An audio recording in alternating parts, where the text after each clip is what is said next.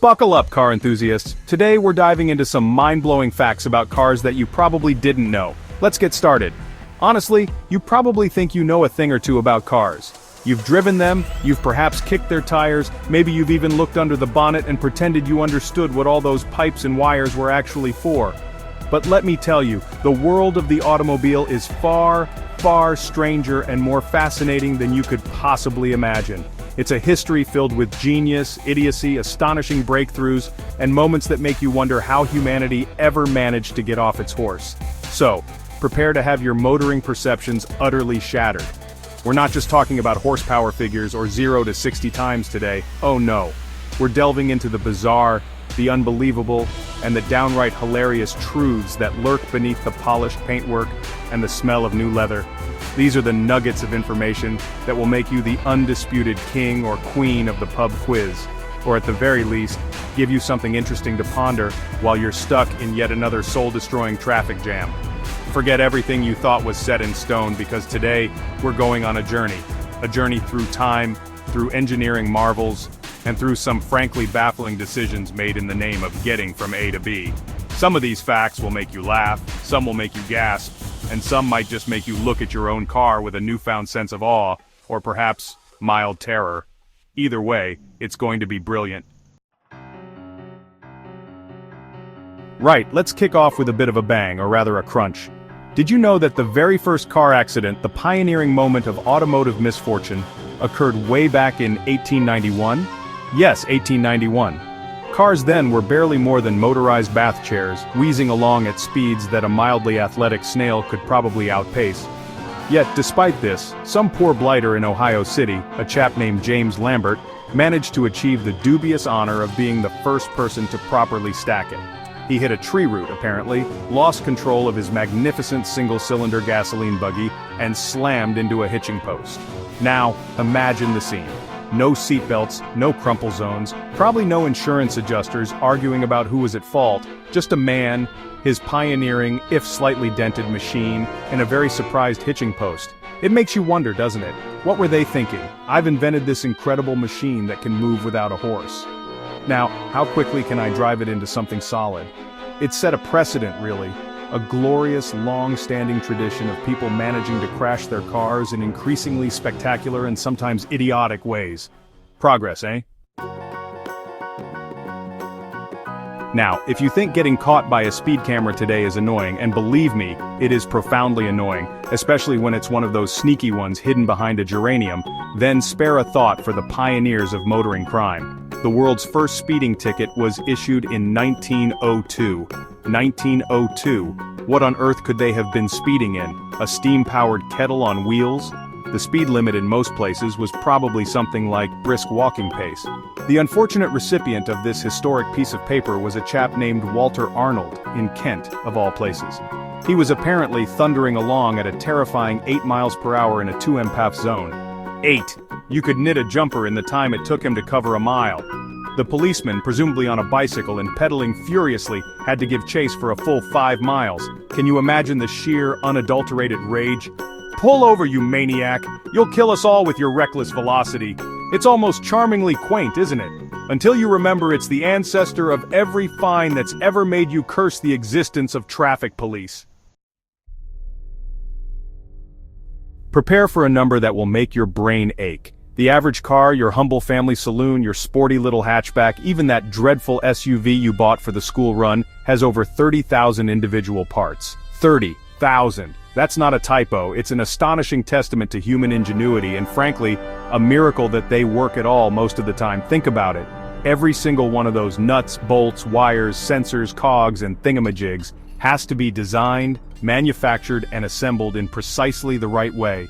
And when one of those 30,000 components decides it's had enough, usually on a cold, wet Tuesday morning when you're already late for something important, it can bring the whole magnificent contraption grinding to a halt. Sometimes it's a vital, expensive bit of kit. Other times it's a tiny plastic clip worth 3 pence, but it's buried so deep in the engine bay you need the dexterity of a brain surgeon and the patience of a saint to replace it. It's why mechanics have such big toolboxes, and why they often look so world-weary. They're battling an enemy with 30,000 potential points of failure. Chapter 4. Now this one is genuinely brilliant and a little bit mind-boggling. The inventor of cruise control, that wonderful device that lets you relax your right foot on a long motorway slog and stops you inadvertently collecting speeding tickets like they're Pokemon cards, was blind. Yes, you heard me correctly. Ralph Teeter, the chap we have to thank for this slice of automotive convenience, couldn't see a thing. Apparently his inspiration came from riding with his lawyer, who had a habit of speeding up when talking and slowing down when listening. Infuriating, I imagine.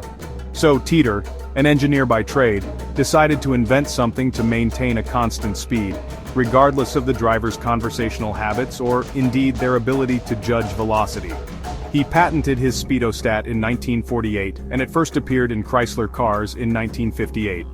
It's a remarkable story of overcoming adversity and solving a problem that perhaps only someone with his unique perspective could have identified so clearly. It just goes to show sometimes the greatest innovations come from the most unexpected places and from people who see the world, or in this case, don't see it, differently. Chapter 5.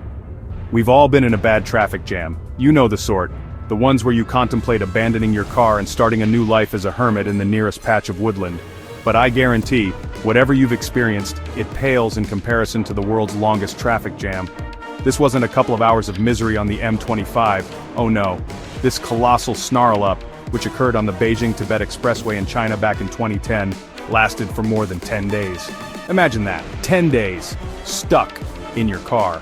The queue stretched for over 60 miles. People were selling instant noodles and water at inflated prices to the trapped motorists. You could have grown a beard, written a novel, or possibly even evolved into a new species by the time it cleared. It makes you wonder what the breaking point is. How long before societal norms completely collapse and it becomes a sort of Mad Max scenario but with more family saloons and fewer flame-throwing guitars? It's a terrifying thought and a stark reminder that sometimes the car is not our friend. Chapter 6. Can you imagine a world without music in your car? A long journey with nothing but the drone of the engine and your own increasingly depressing thoughts for company? It sounds like a special kind of torture, doesn't it? Well, before 1929, that was the reality for motorists. Then, some bright spark, or rather, the Galvin Manufacturing Corporation, decided that driving and listening to the wireless could, and should, go hand in hand. They introduced the first commercially successful car radio, branding it the Motorola, a portmanteau of motor and Victrola. Clever, eh? Of course, these early units were enormous, expensive, and probably sounded like a badger gargling gravel in a biscuit tin. The reception would have been patchy at best, and you'd be lucky to get more than one station, probably broadcasting sermons or very serious news. But it was a start. It was the dawn of in-car entertainment, the beginning of the road trip playlist, the first step towards arguing with your passengers about what to listen to. A small innovation perhaps, but one that has profoundly changed the driving experience for billions of us. Thank goodness for that. Now we're talking proper money and proper cars. The most expensive car ever sold at auction, and likely one of the most expensive private sales too, was a 1962 Ferrari 250 GTO. We're not talking about a few million quid here. Oh no, one of these automotive masterpieces, chassis number 3851 GT, reportedly sold for a staggering $70 million in a private sale in 2018. $70 million. You could buy a small island for that, or several private jets, or a lifetime supply of really, really good cheese. But this isn't just any old car. The Ferrari 250 GTO is considered by many to be the holy grail of classic cars. Only 36 were ever made. They are breathtakingly beautiful, with lines that could make a grown man weep. They have a racing pedigree that's second to none, dominating sports car racing in the early 60s. Owning one isn't just about having a car, it's about owning a piece of art, a slice of history, and an investment that, frankly, makes gold look a bit common. It's the sort of car that makes you understand why people fall in love with lumps of metal on four wheels. Chapter 8. Wiping away the misery, one manual swipe at a time. We take so many things for granted in modern cars. Air conditioning, electric windows, and of course, windscreen wipers that clear the rain away at the flick of a switch. But it wasn't always so convenient. The very first windshield wipers, invented by a woman named Mary Anderson in 1903, after she saw a New York City tram driver struggling to see in a sleet storm, were hand-operated. Yes, you had a lever inside the car, and you had to manually crank it back and forth to make the wiper blade move. Imagine driving in a torrential downpour, one hand wrestling with the steering wheel, which probably had no power assistance, and the other frantically working this lever like you're trying to churn butter. It must have been exhausting, and probably not very effective. You'd likely end up with one very developed arm, and a permanently steamed-up view of the world. It makes you appreciate the simple genius of the intermittent wiper, let alone the rain-sensing ones we have today. Another small step for car kind, but a giant leap for not driving into a ditch because you couldn't see where you were going. Chapter 9. The $1 million speeding ticket when a bit too fast costs a fortune. We've all perhaps nudged the speed limit a bit. A little tap on the accelerator when the road is clear, a slight misjudgment of how fast 70 actually feels. But have you ever nudged it to the tune of a $1 million fine? Because that, believe it or not, is the largest speeding fine ever recorded. $1 million for going too fast. You'd have to be doing something truly spectacular or be spectacularly wealthy in a country that bases fines on income to achieve that.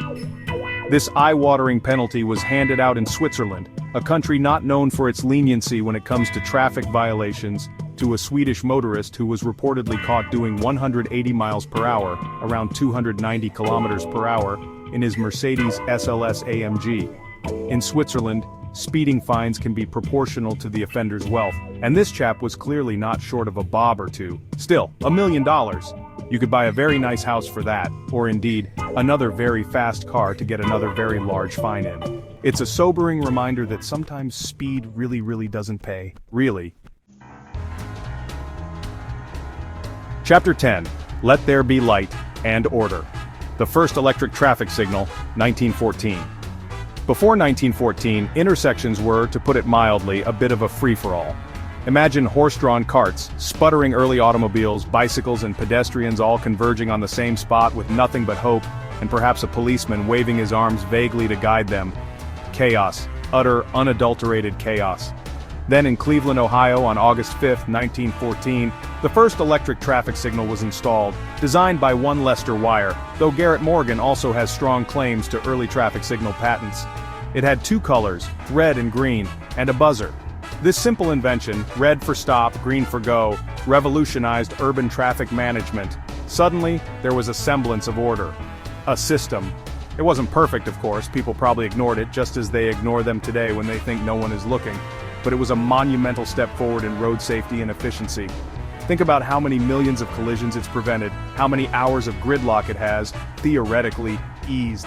It's one of those unsung heroes of the automotive world, quietly doing its job, mostly unthanked, until it breaks down and all hell breaks loose again.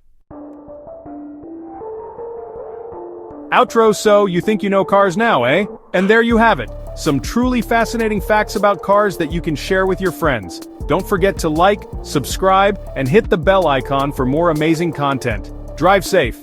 Well, perhaps you're feeling a little more enlightened, a little more astonished by the sheer depth of peculiarity that surrounds the humble motor car. From blind inventors to million-dollar speeding tickets, it's clear that the story of the automobile is as much about human folly and bizarre circumstance as it is about engineering prowess and sleek design. These machines that we rely on daily, that we curse when they break down and adore when they perform, are packed with more history, more strange tales, and more, well, I never knew that moments than you could shake a dipstick at. The next time you slide behind the wheel, perhaps you'll spare a thought for James Lambert's unfortunate encounter with a hitching post, or Ralph Teeter's ingenious solution to his lawyer's erratic driving. It all adds to the rich tapestry of our relationship with these four-wheeled companions. So, go forth and amaze your friends with your newfound knowledge. And if you have any other mind-bending car facts you think we should know, drop them in the comments below. Because the world of cars is endlessly fascinating, and there's always something new or old to discover. And on that bombshell, it's time to end. See you next time.